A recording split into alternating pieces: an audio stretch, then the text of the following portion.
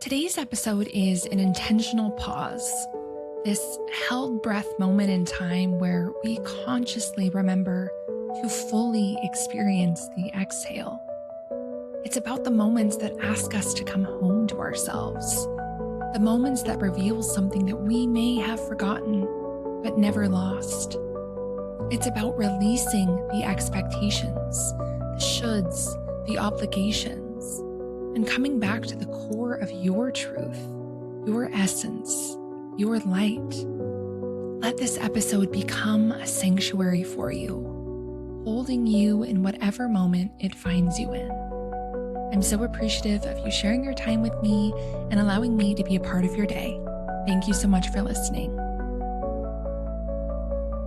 Welcome back to the Self-Care Sermon Podcast. I'm your host, Coco, and this is your sanctuary where we discuss self-love and self-care practices meant to amplify your authentic radiance.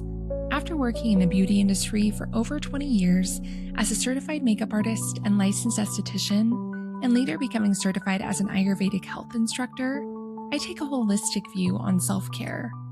I want to empower you to release the pressures surrounding the endless and unfulfilling search of how to be outwardly beautiful, and instead I want to inspire you to create a life that is full of beauty. This last weekend, on Sunday, June 21st, here in the Northern Hemisphere, we celebrated summer solstice. And for my friends in the Southern Hemisphere, it was winter solstice. And I have this sacred, special spot that I return to often to meditate or honor the turning points in the wheel of the year. And on Sunday, I spent about 5 hours there in the morning. It's this breathtaking view of the Puget Sound and incredible views of the Olympic Mountains. And I sit underneath this solitary, single, massive tree. And the word solstice comes from a Latin word that I'm not even going to try and pronounce. That means sun stands still. And so solstices are truly these sacred pauses. In the summer solstice, it's the longest day and shortest night of the year. And at winter solstice, it is the longest and darkest night of the year. So solstices are this threshold, this sense of the peak of an inhale when you're at your fullest, right before you descend into the exhale. It's this turning point in the year that is nearly imperceptible, especially when we aren't aware of it. And from this point, after the summer solstice, here in the Northern Hemisphere, we slowly begin to descend into what will be the darker half of the year. And for those of you who just experienced winter solstice, will now start to ascend into the brighter half of the year. And as I sat on this hillside, meditating and journaling and chanting and doing breath work and just deeply tuning into myself and this sacred rhythm, the question bubbled up in me: where's your light? Where is your light? And as I sat with it, I was reminded of the time in 2018 when I was at my darkest point, my rock bottom. Some of you are familiar with my story, but for those of you who aren't, in a Cliff Notes version, I was in a place in my life, physically, emotionally, mentally, spiritually, where I was in a deep darkness. I was depressed. I hated myself. I hated the way I looked. I hated my choices, my behavior, the relationship I was in, my physical environment. I had just lost my grandfather, who was so special to me. And I had lost a friend of mine a couple of years before that, which brought up so many realizations about my own life. And it just truly felt like I was at my rock bottom. And one day I was so sick of being at my rock bottom and hating myself and just feeling lost and stuck in this darkness.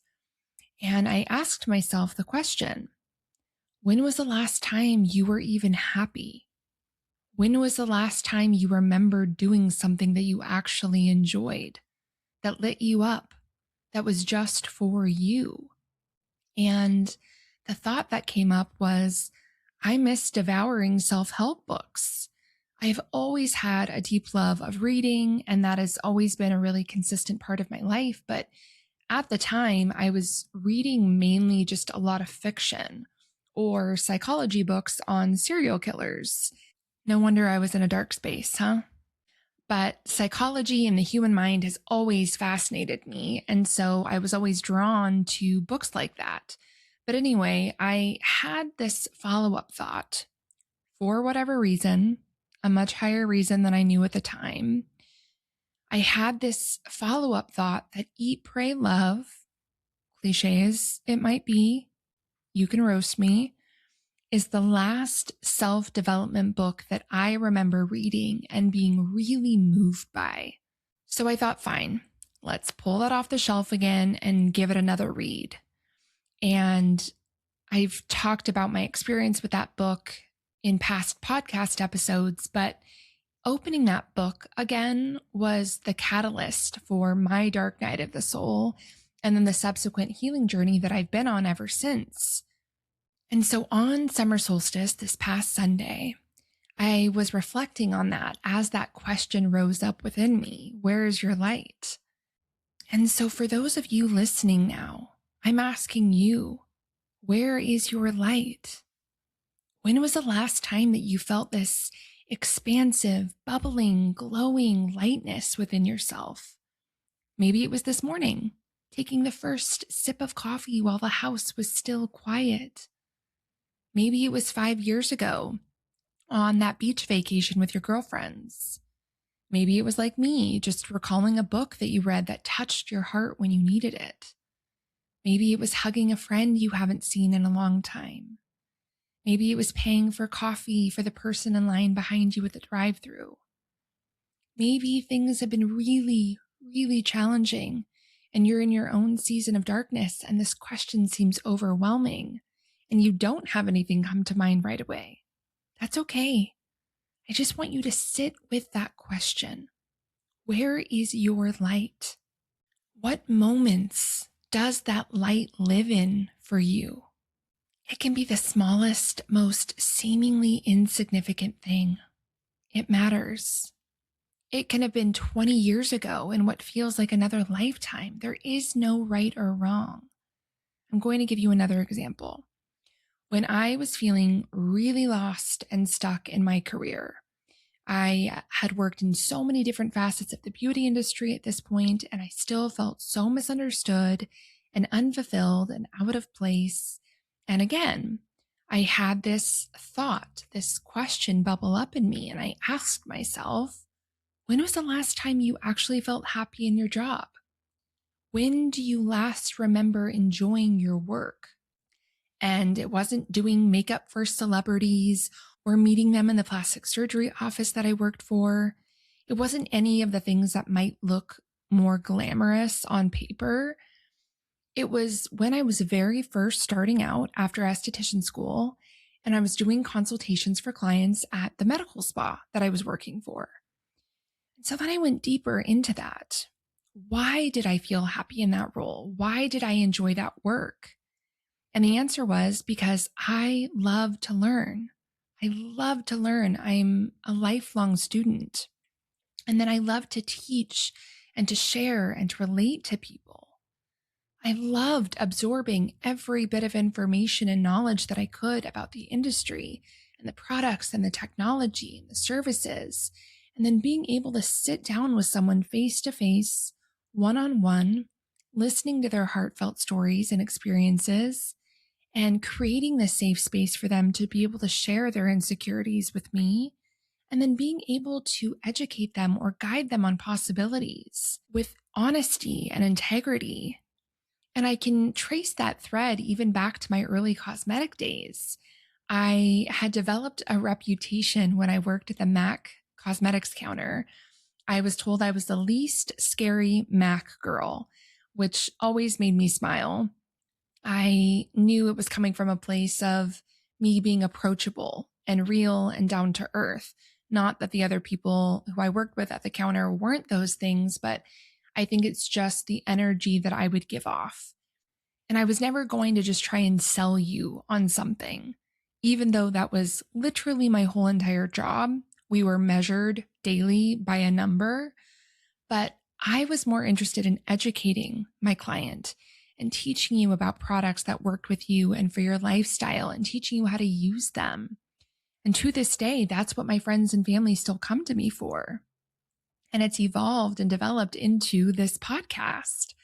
I love to bring the full back to beautiful. So often we approach it from this emptiness, a lack, the things that we need to fix or adjust, these flaws. But I hope to proclaim the meaning of the word beautiful, beautiful, remembering that we are full of beauty from the inside out. Having delicious face-to-face, one-on-one conversations with real women about this topic.